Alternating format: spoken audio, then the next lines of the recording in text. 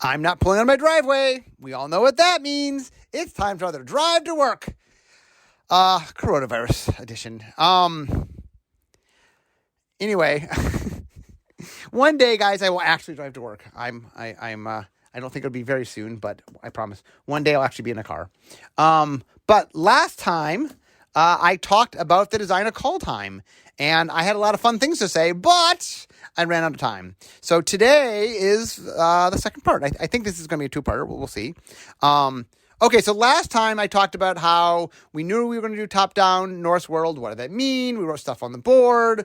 You had to have all the creature types. You had to have combat. You had to have omens and runes and talking about all that. So let's get into talking about and gods. Let's talk about the gods. That was another early thing that happened. Is if you're doing one of the things we learned when we did Theros and we introduced the gods. I mean, there were Kamigawa had gods, although we didn't have the god creature type yet. But in Theros, we sort of introduced the gods. They went over very, very well. And so one of the challenges was we came up with a very cool way to do gods in Theros. We had devotion and the idea of these are enchantments. We had tied gods to enchantment, so the fact that gods were enchantment creatures, and the idea that they were enchantments that turned into creatures was devotion. It was the perfect marrying of all these things that was really cool. But it wasn't something we could do every time there was a place with gods. Not every world with gods, we're not going to have enchantments and not going to have devotion. It just wasn't a clean answer. So the second time we kind of did a world with gods was Amonkhet. We were doing Egyptian mythology, and that too had gods. We tried some different things. The one carryover we did between the two gods was some sense of indestructibility, that they're gods and they're hard to kill. It turns out that play design, that you just can only make so many unkillable things, that it is not good gameplay, that there's not answers to things. And so making gods that just were really, really hard to kill ended up being problematic. Now in Theros, because you had to sort of turn them on and make them into creatures, there were some answers to at least keep them from being the creature part of it. But anyway, we had realized that we had kind of got ourselves in a corner, that indestructible as a definition for gods is very hard to design around. But we knew we could, like, you can't do Norse mythology and not do gods. I mean, it is, it is of the things you expect to see in Norse mythology, gods are just so high. So one of the things that we knew going in was, okay, we wanted to do gods, but we really had to do them different. We couldn't do them the way we did in Theros, and we didn't want them to be indestructible. Although the one thing that got brought up very early on is the gods in Norse mythology can die. Like in Greek mythology, they can't die. You know, you can't kill them. They're kind of invulnerable or whatever, immortal. They're immortal. So you kind of can't kill a god. In Greek mythology, you really can't kill a god. In Norse mythology, gods die. That's something that happens. The gods in Norse mythology are treated more like almost like royalty. Like, they're famous and they have powers that are more powerful than the average person, but it's not something, there's a different dynamic between how the Norse gods got done. But anyway, so they didn't need indestructible. Gods can die. How do we make gods? We wanted to make sure they were doing something really cool with the gods. So meanwhile, one of the funny things is I keep telling the story again and again. And so each time I tell it, I'm trying to tell it from the perspective of that set. So what happened was when we get to Strixhaven, one of the impetuses for doing Strixhaven originally was I wanted to do MDFCs, modal double-face cards. It is something that when we made Innistrad, I knew I wanted to do them. I was holding them in my back pocket, and I was asked when we were putting together the worldview, were there mechanics that I wanted to build a world around? And I said, yes, I would like to have a set that had MDFCs in it. And one of the things that it was controversial. Even though they're a combination of double face cards and of split cards, both of which the audience has really adored, there was nervousness that combining them might be taking two things people love, but somehow when you combine them, they don't love them anymore. That can happen, I guess. So I had to put together a team early to do some proof of concept just to give Aaron some. I mean, Aaron was on my side, but he just wanted me to make some concrete designs so he could show people. And in the process of doing that, I realized that there were a lot of different executions. So originally, when I divvied things up, the slot that I had given to Kaldheim was permanence on both sides. That's the or permanence on both sides in which one side isn't a land. We had done land. I think the way I had done it was Zendikar Rising always had a land on one side, and I think this set, when I originally pitched it, I think it always had a creature on one side. But anyway, I knew we wanted to use multiple MDFCs in some way in the set, and meanwhile, we wanted to have gods and have gods be distinctive. And as I think I explained, I'm not sure whether this predates my article coming out. I think my articles will be out before you hear this podcast. I call this a Reese's peanut butter moment. In the commercials for a long time ago, Reese's Peanut Butter Cups, which is, for those that don't know, it's an American candy, has chocolate and peanut butter in it. And the way they would do the commercials was there'd be some person that would be like eating peanut butter out of a jar, and some person that'd be like eating a chocolate bar, and they were like not paying attention, and then they'd run into each other, and then the chocolate bar got into the peanut butter, and like the one guy goes, "You got your chocolate in my peanut butter." He goes, "You got your peanut butter on my chocolate," and then they would taste it like, oh, it was one of those moments where we sort of like, we had to figure out MDFCs, we had to figure out gods. And just, we were in this meeting where, and I think I explained this, because it was literally Thor and Thor's hammer. Like, we had written, what do you expect? Thor. Our version of Thor. What do you expect? Thor's hammer. And when we were trying to figure out what to do with the MDFCs, in my head, I kind of said, well, we want a creature on one side. That was not... When I first laid it out, I was just trying to make them feel separate from one another. So the idea that this one had a creature on one side just was what my shorthand.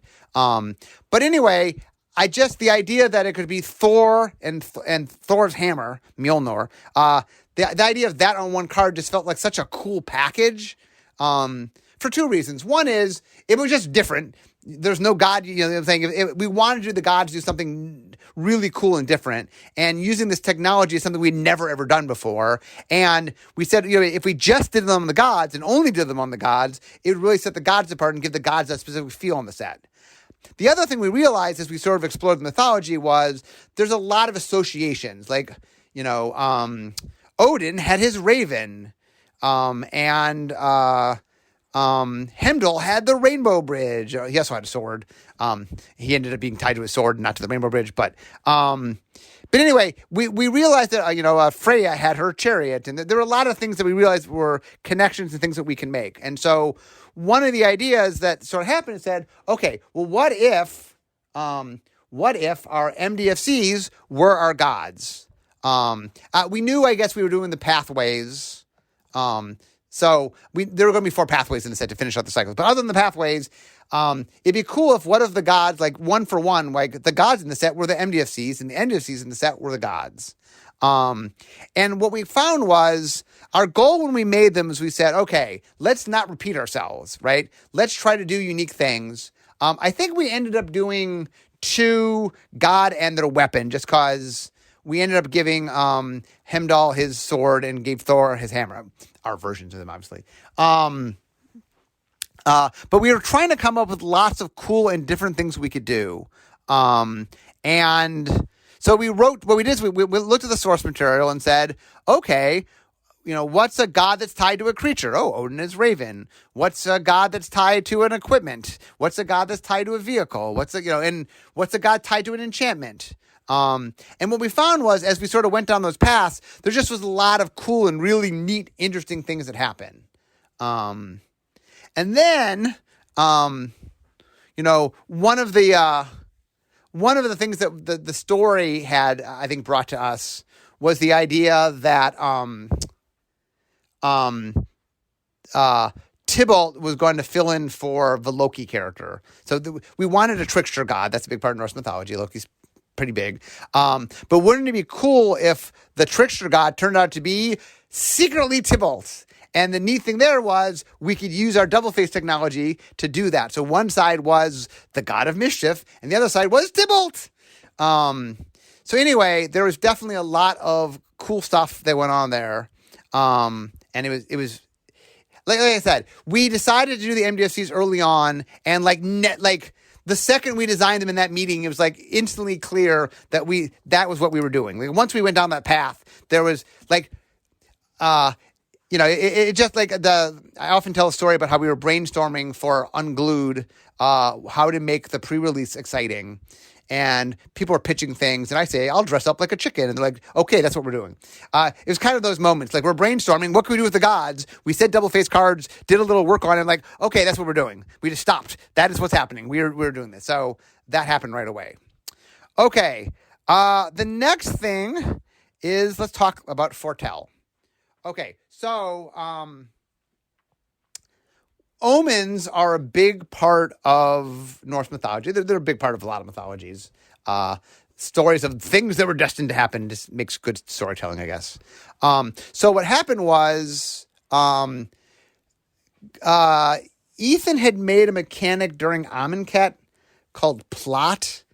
That was, we were trying to represent, if you remember, Amonkhet was a combination of Egyptian mythology with Bolus. And so we were trying to make a mechanic that felt Bolusy. And so the idea of making things, I don't remember exactly how Plot worked, but you made things and they later came to fruition. And but anyway, I think Ethan liked the idea of doing something with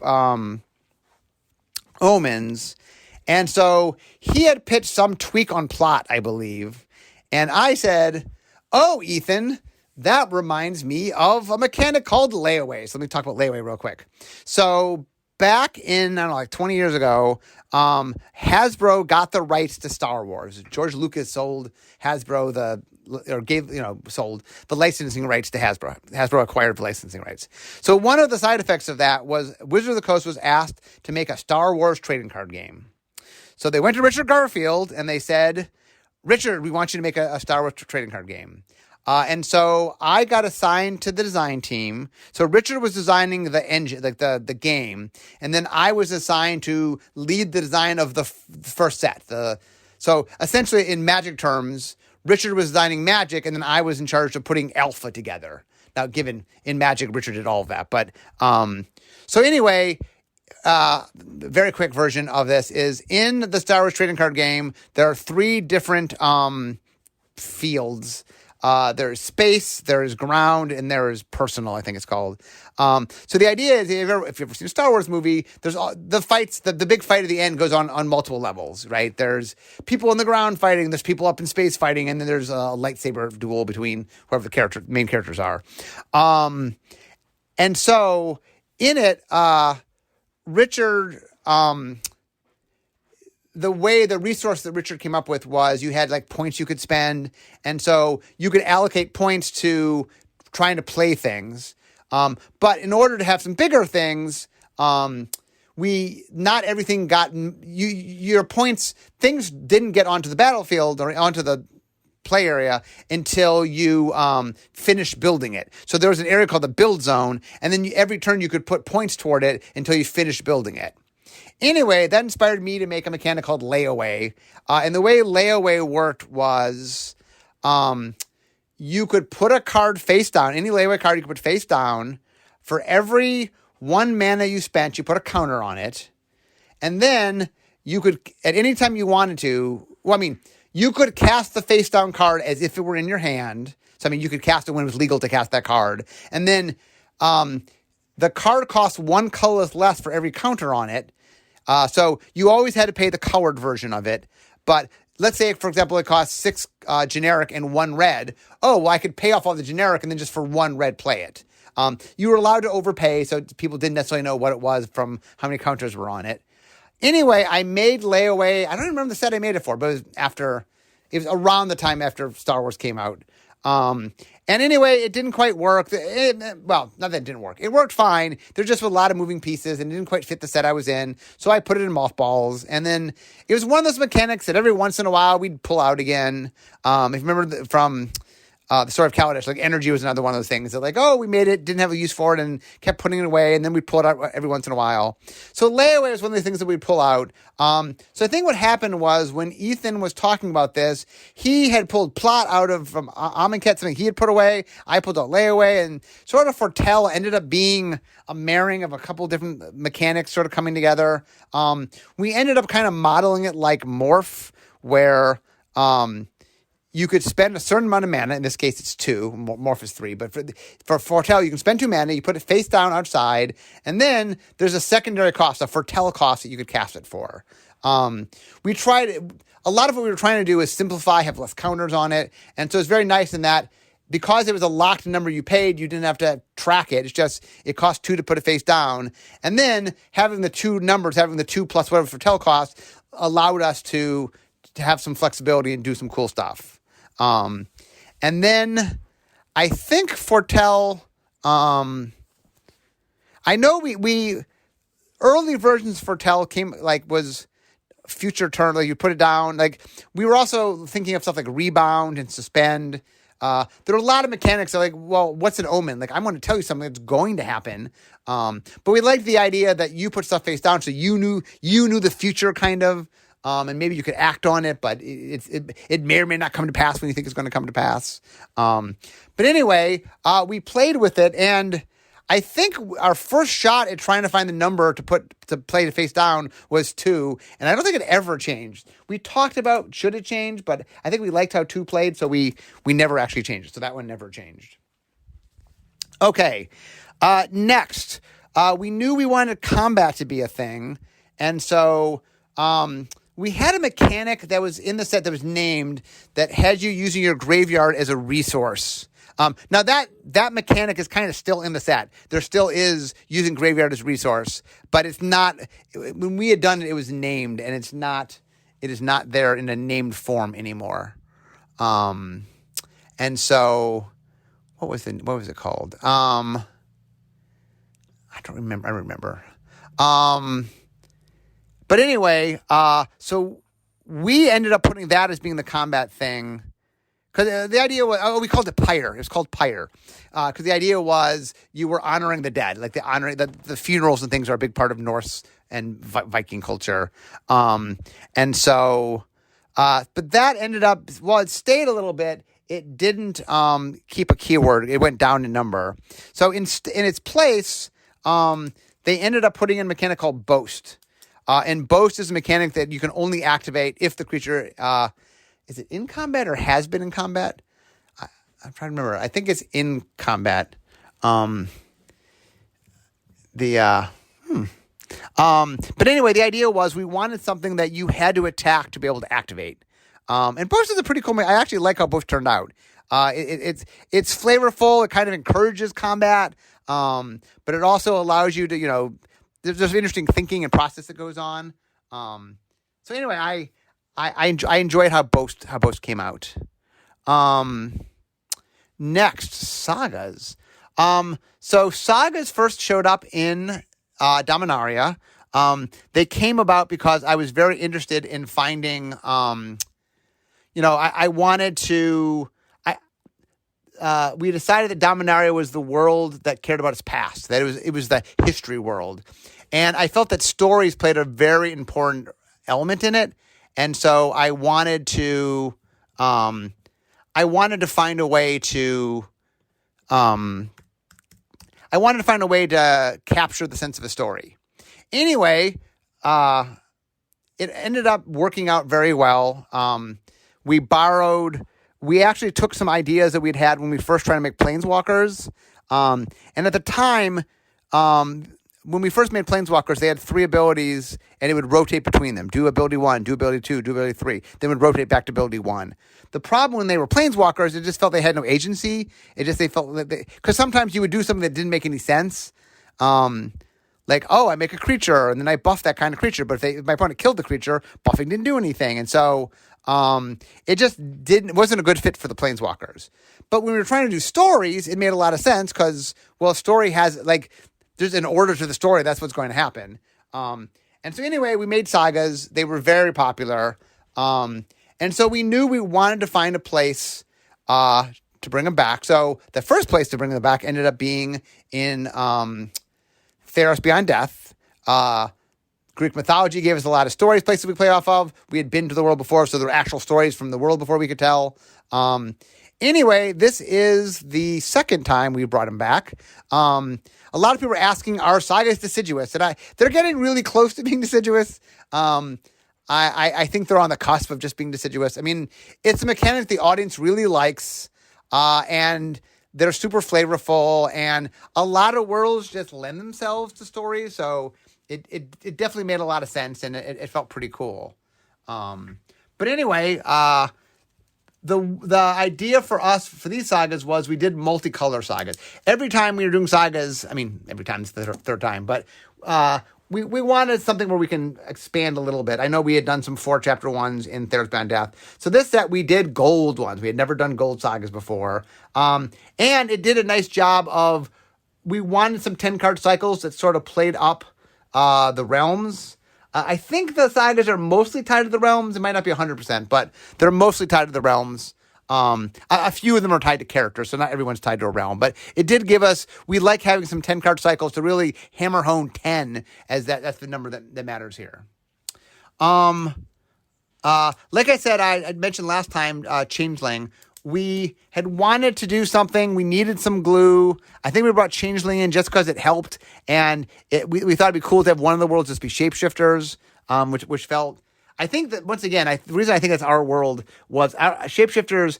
I don't know. I mean, clearly Loki does shapeshifting. I mean, Loki pretends to be other people and other things. So shapeshifting exists within the world of Norse mythology.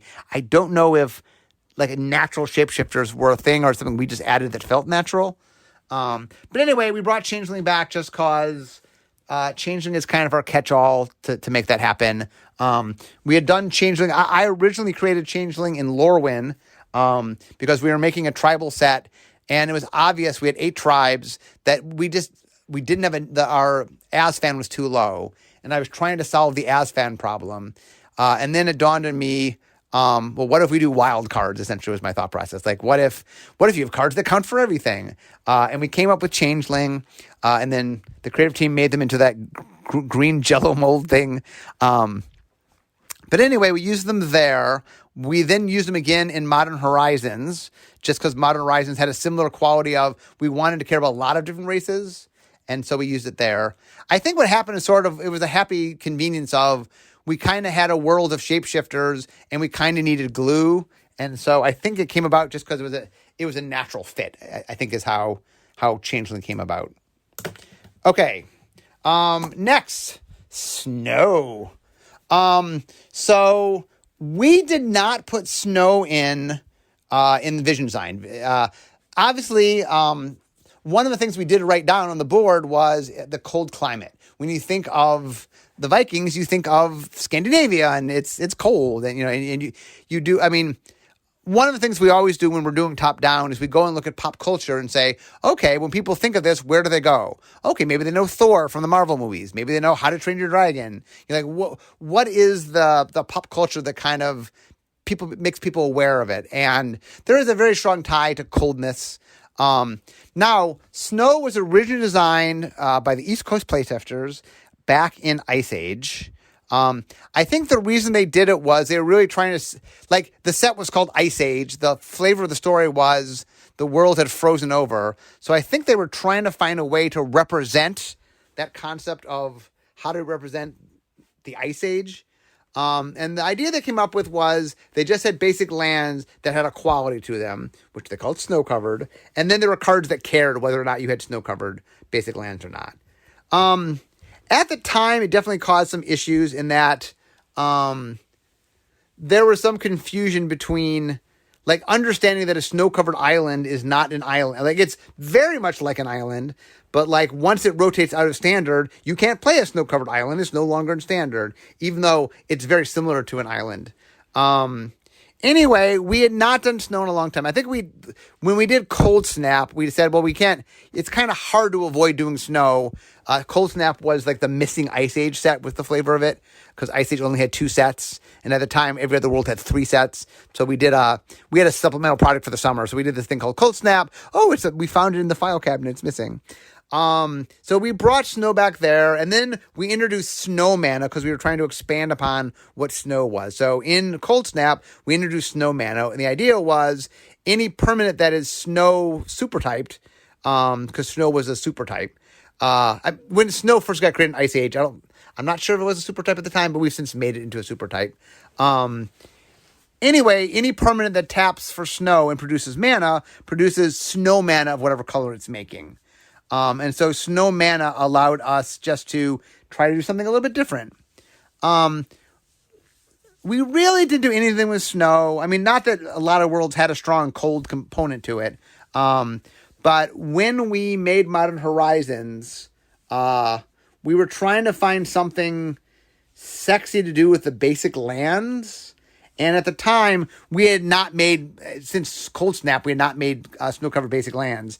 And so it was decided that we would put it into Modern Horizons. Since we'd have the lands, we'd make some cards that cared and stuff. So Modern Horizons made use of snow. It just went over really well. And so I think what happened was, if I remember the timing of it, I think Modern Horizons came out after Vision Design had handed off. Like we hadn't yet seen snow. Like, the public had been talking about snow, but there's a lot of things that the public asked for. But when Modern Horizons came out, it just went over well. And so I think when Dave Humphreys, who was the set lead, he decided to add snow, it made a lot of sense. I mean, clearly, when you think Norse mythology, you think cold. And so Dave added in a snow component. Obviously, the basic lands became snow-covered lands. Dave put in snow-covered dual lands. Originally, he was going to repeat the ones, or at least the allied ones from Cold Snap, but he ended up making ones that had both land types, just made it a little more useful, and then made the whole cycle of those. The other problem was the original ones had a few of the names were very Dominarian in their name, and so this allowed him just to make a brand new set of 10 that didn't have any of those problems. The one last thing that I haven't mentioned yet is the runes. I talked about the runes a little earlier. So runes are sort of the language, and that there's a lot. We talked about the magic was the idea of runes holding power. The idea of written language having power shows up in a lot of mythologies. But anyway, we want to do something with runes. We had tried a whole bunch of different things with them, but in the end, the thing that we ended up going with was we made a cycle of auras. It ended up being an aura subtype. An enchantment subtype that went on auras. And the way runes work is you enchant a permanent, and then if it's enchanting creature, it does one thing, and if it's enchanting if it's enchanting an equipment. So, for example, like the white one, Rune of Sustenance, if it's enchanting a creature, the creature has lifelink. If it's enchanting an equipment, the equipment grants lifelink. So the idea was you could sort of put the rune on the person to directly give them the ability, or you could put it on an equipment, and that equipment will grant the ability. And then the fact that it's a subtype meant that we could care about it. Like Runeforge Champion is a card that cares about runes. Like when you enter your battlefield, you can go search your library for a rune. The rule is we don't make subtypes unless they mechanically matter. Some reason we can make super types, but we don't make subtypes unless they mechanically matter. And so we made runes matter. But anyway, it was one of those things that we kept finding, like runes kept showing up in a lot of different areas along the way. Like we knew we wanted to do runes. But anyway, this version where it had double utility. So it just enchanting equipment is just so narrow was the problem. And we wanted to enchant equipment because that's where the flavor is, like putting runes on your sword and stuff. But then the idea was, what if we made it something that can go on creatures or can go on equipment? And that's where the runes ended up coming from. Anyway, that, my friends, I was very happy. I think Kaldheim turned out really well. There were a lot of moving pieces here. Like I said, it shifted its slot. It had, a lot of stuff went on with this set behind the scenes. But I think like when the dust settled, it turned out really well. Like I think it's a really fun set. Like One of the things about having something that everybody wants us to deliver forever is like when you finally deliver it, especially after so many years. Like people have been asking this for 20 plus years. Like, okay, we're finally doing it. I'm very happy we did it well, because it's something where when you wait, when you make people wait, when you finally deliver, you want to make sure you do it right. So anyway, that, my friends, is my story of Kaldheim design. I think I hit all the major things. If I forgot something, as always, I apologize. I hit all the ones I remembered. But anyway, that, my friends, is the story. And I can see my desk. So we all know what that means. This is the end of my drive to work. So instead of talking magic, it's time for me to be making magic. I hope you enjoyed the story of Kaldheim. Anyway, guys, I will see you next week. Bye-bye.